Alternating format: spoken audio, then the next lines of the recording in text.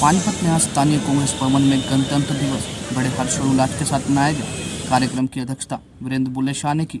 वहीं बुल्ले शाह के साथ सैकड़ों कार्यकर्ता की उपस्थिति में राष्ट्रीय ध्वजारोपण किया एवं राष्ट्रीय गान द्वारा अमर शहीदों के बलिदानों को याद किया गया। वहीं वीरेंद्र शाह ने कहा कि सरकार भलीभांति रूप से जानती है कि वे किसानों के हित में काम नहीं कर रही, वे अपनी नाकामियां छुपाने का प्रयास लगातार कर रही है। इस खटारा सरकार की चाल को वे भलीभांति रूप से जानते हैं।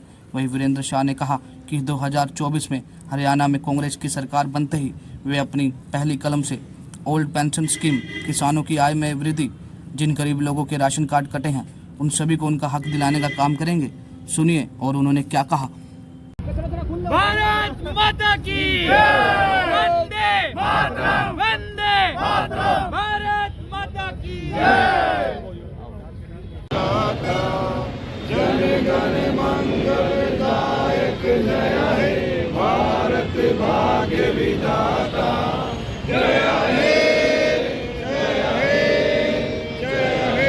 का प्रोग्राम हमेशा की तरह जैसे कांग्रेस दफ्तर में हम 26 जनवरी 15 अगस्त मनाया करते हैं, आज बड़े उत्साह के साथ सारे साथी आए हुए हैं और सबको, सारे प्रदेश को, सारे देश को, सारे शहर को गणतंत्र दिवस की बधाई देते हैं। राहुल गांधी की जो यात्रा है, ये कितना फर्क पड़ेगा उससे? फर्क तो देखो जी, उस दिन आपने भी देखा कि भाई सड़क पे जैसे लोग आए हुए थे, वो फर्क का ही तो इंडिकेशन और है क्या। हजारों हजारों आदमी सनौली रोड पे ऐसे था जैसे आदमियों का फ्लड आया हो। आपने भी देखा, सबने देखा। तो ये क्या दर्शाता है? यही तो इंडिकेशन है। कल किसान सड़कों पर थे, हाँ जी, फिर बढ़ा दिए मुख्यमंत्री ने।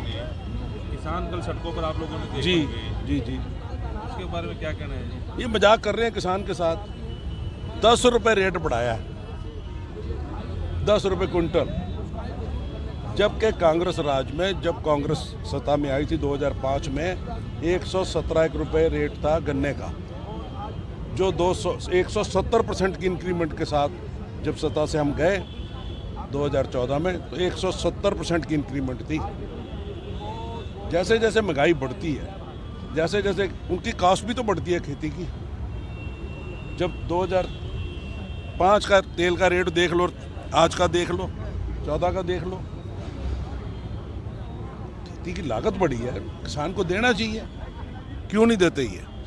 2014 और 2019 में बहुत सारे कांग्रेस नेता पार्टी छोड़ गए थे, जी, बीजेपी में चले गए और भी चले गए जी। अगर कांग्रेस ये मान लिए कि लोग कांग्रेस को चाहते हैं, आपको लगता है संकेत है कांग्रेस आ रही है, जो लोग छोड़ के पार्टी में आना चाह रहे हैं, वापस कर रहे हैं? तो राहुल गांधी ने कहा तो है, आपने किराए भी, कुछ और लोग भी हैं आएंगे।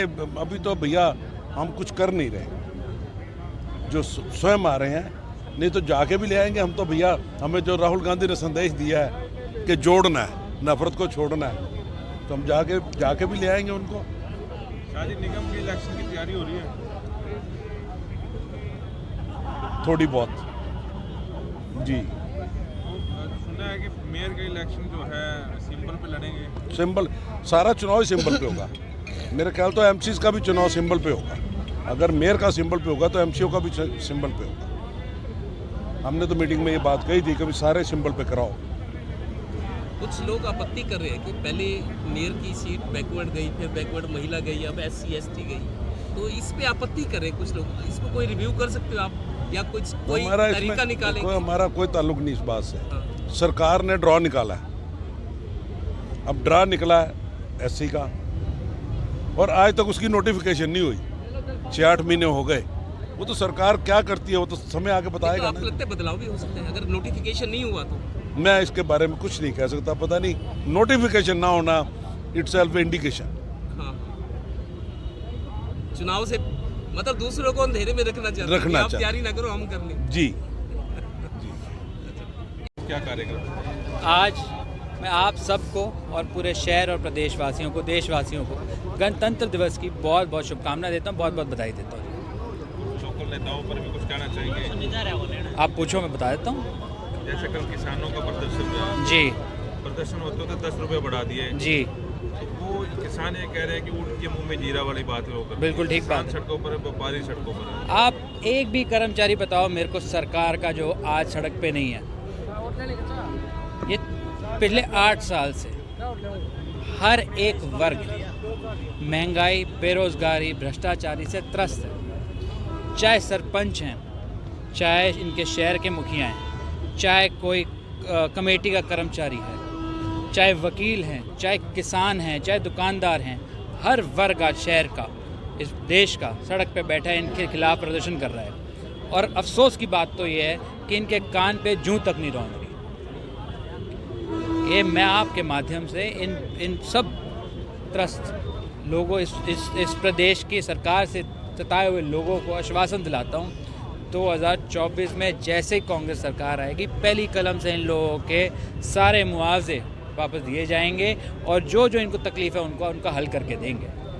लोकल में जो पार्षद है वो ये कह रहे हैं कि दखलंदाजी ज़्यादा है प्रमोद विज की जी, इसलिए काम नहीं हो पा रहे।